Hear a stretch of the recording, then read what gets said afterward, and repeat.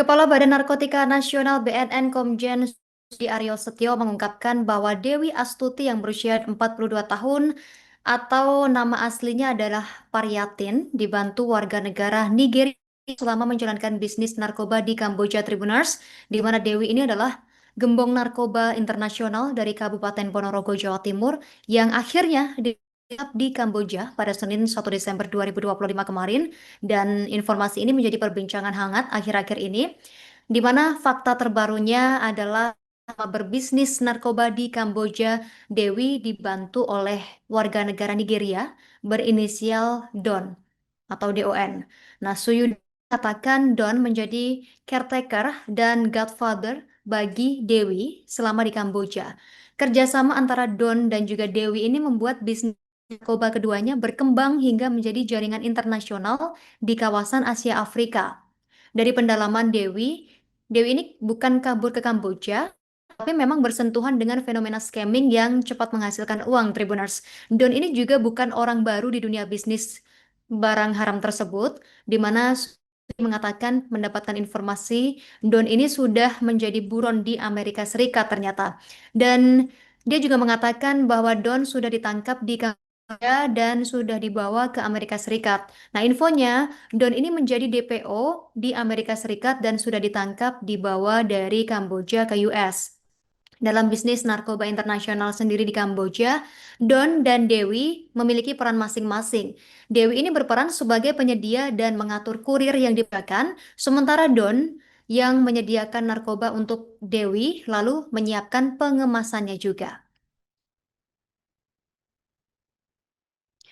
Sementara itu, pelarian panjang Dewi Astuti alias Mami, otak penyelundupan 2 ton sabu jaringan Golden Triangle, terhenti setelah Badan Narkotika Nasional BNN meringkusnya di Kamboja kemarin 1 Desember 2025, Tribuners, di balik sepak terjangnya bandar narkoba.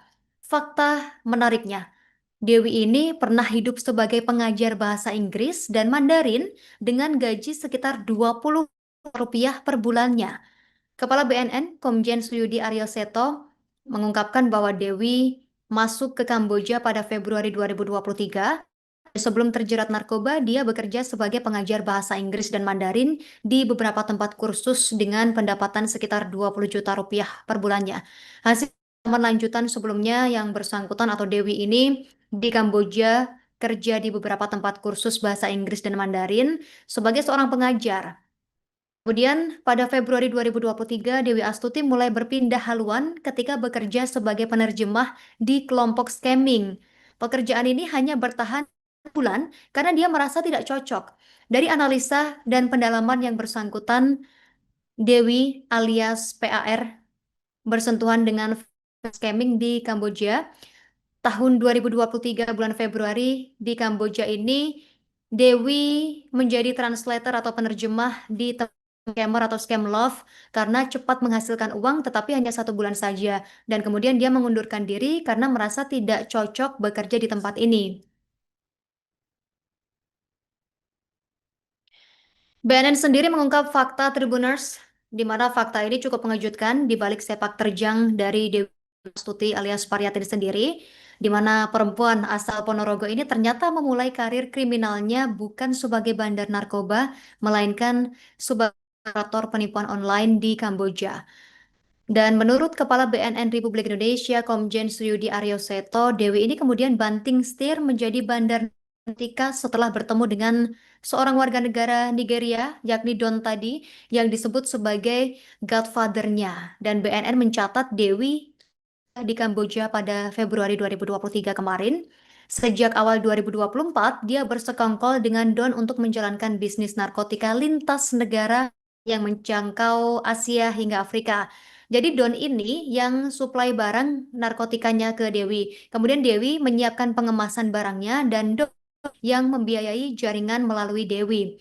Nah, sosok Godfather tersebut, yakni Don, kini sudah ditangkap dan dibawa ke Amerika Serikat karena juga menjadi buronan Drug Enforcement Administration atau DEA. Sementara itu Dewi sendiri sudah masuk dalam Red Notice Interpol sejak 3 Oktober 2024 dan menjadi buronan Korea Selatan juga. dan akhirnya ditangkap di Kamboja pada Senin 1 Desember 2025 kemarin.